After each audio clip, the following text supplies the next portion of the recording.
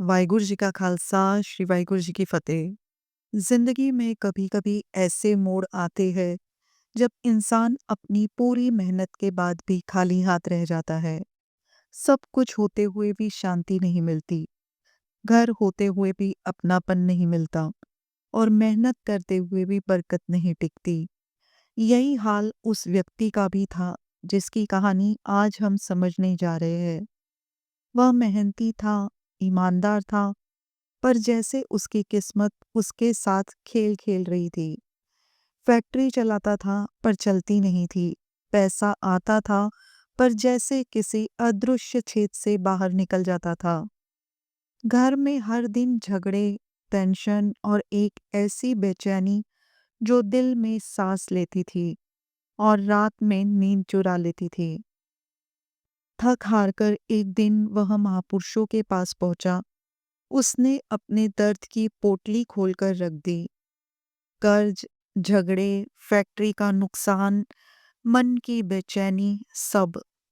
उसे शायद उम्मीद थी कि बाबा नंद सिंह जी महाराज जी उसे कोई बड़ा उपाय देंगे।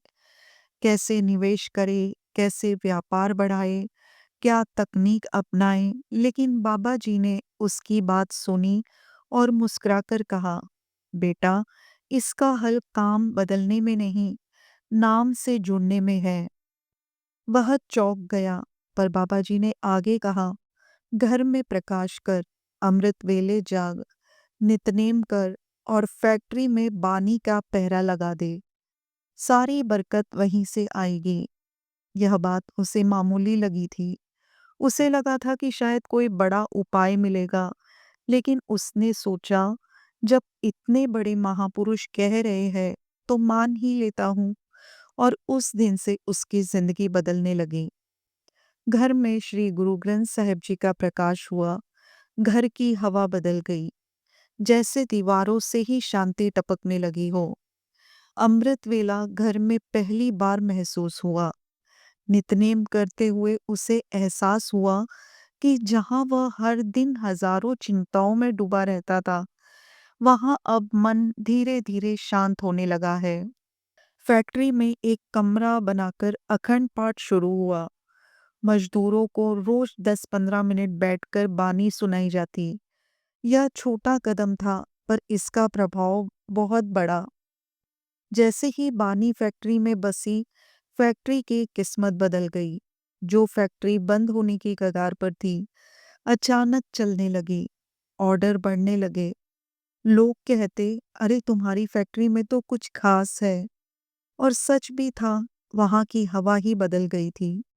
एक फैक्ट्री दो बन गई, दो से तीन, तीन से पांच, और देखते ही देखते 20 से ज्यादा फैक्ट्रियां खड़ी हो गई, वो भी इंटरनेशनल लेवल पर। लेकिन असली कहानी यहीं से शुरू होती है। जिस इंसान ने बानी के सहारे घर बनाया, तरक्की देखी और बरकत पाई, उसके बाद की पीढ़ी ने वही वचन नहीं निभाए। धीरे धीरे घर से नितनेम कम हुआ, पाठ रुक गया, बानी वाली तस्वीरें वापस भेज दी गई। गुरबानी का सम्मान कम होते ही घर में फूट पड़ने लगी। चारों भाई जो कभी एक मुट्ठी की तरह थे, अब बिखर गए। और जैसे जैसे भाई अलग हुए, बरकत भी दूर होती गई। फैक्ट्रियां जो कभी सोने की खान लगती थी, एक एक कर बंद होती गई। पहले काम बंद हुआ, फिर मन बंद हुआ, फिर घर की खुशियां बंद, और आखिर में किस्मत का दरवाजा ही बंद हो गया। जिस पल बानी घर से निकली, उसी पल बरकत भी निकल गई। एक भाई पर केस हुआ, एक को बीमारी ने जकड़ा, एक के कारोबार ढह गए, और परिवार चार दिशाओं में खो गया। कभी लगदग चलने वाली फैक्ट्रियां अब धूल फांकने लगी। कभी खुशियों से भरा घर अब सन्नाटे में बदल गया। सब कुछ था, पर कुछ भी नहीं बचा। इस घटना से पता चलता है कि बानी केवल शब्द नहीं, एक जीवित शक्ति है। जिस घर में वह आती है, वहां रहने वाली हर चीज सुधर जाती है। और जिस घर से उसे बाहर किया जाता है, वहाँ बरकत रुक जाती है। यह बात सिर्फ कहने की नहीं, रोजमर्रा की जिंदगी में हर कोई अनुभव करता है। जब मन साफ होता है, काम साफ होता है। जब घर शांत होता है, फैक्ट्री भी शांत चलती है। जब सुबह नितनेम होता है, दिन की दिशा बदल जाती है। और जब इंसान थोड़ी सी कमाई भी दसवंत में देता है, उसकी कमाई में इतनी नेमत जुड़ती है कि वह खुद चकित रह जाता है। दूसरी ओर जिसने देने से मुंह मोड़ा, खुदा ने उसके दरवाजे भी धीरे धीरे बंद कर दिए, क्योंकि देने वाले पर खुदा भी मेहर करता है। जो रोकता है उसके हिस्से भी रुक जाते हैं।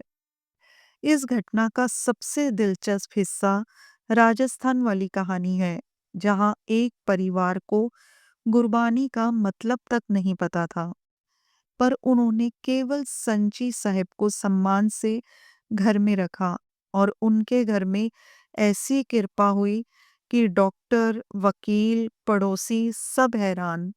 एक ऐसी बीमारी जो ठीक नहीं होती थी, वह अपने आप दूर हो गई। एक केस जो हारने वाला था, वह जीत में बदल गया। और यह सब इसलिए क्योंकि उन्होंने बानी को घर में बसाया था। जब बानी घर की चौखट पर आती है, तो साथ में सुख, बरकत, शांति और नेमत भी लाती है। नाम जपने का असर भी कम नहीं होता। कई कारोबारियों ने एक नियम बना लिया कि काम शुरू करने से पहले 15 मिनट नाम जपेंगे, बस 15 मिनट।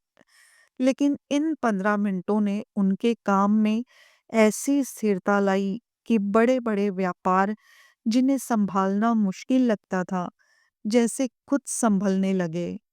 मजदूर शांत हुए, मन हल्का हुआ और सबसे बढ़कर काम में सच्चाई आई। पूरी कहानी एक ही बात बार बार कहती है, इंसान की जिंदगी दो चीजों पर चलती है, मेहनत और मेहर। मेहनत इंसान करता है, मेहर गुरु करते हैं।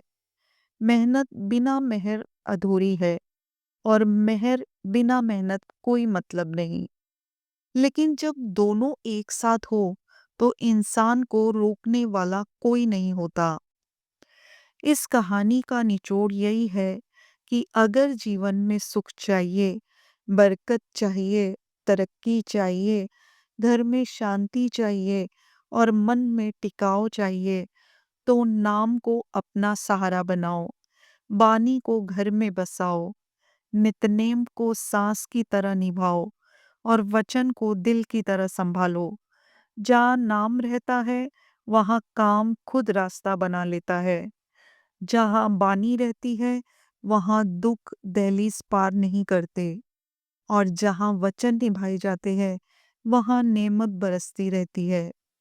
नाम कभी किसी को खाली नहीं लौटाता, बानी कभी किसी का घर खाली नहीं करती और गुरु कभी अपने बच्चे को गिरने नहीं देते, अगर बच्चा वचन निभाता रहे। वीडियो पसंद आई हो तो लाइक और शेयर ज़रूर करिएगा। चैनल को सब्सक्राइब कर लीजिए। धन गुरु नानक।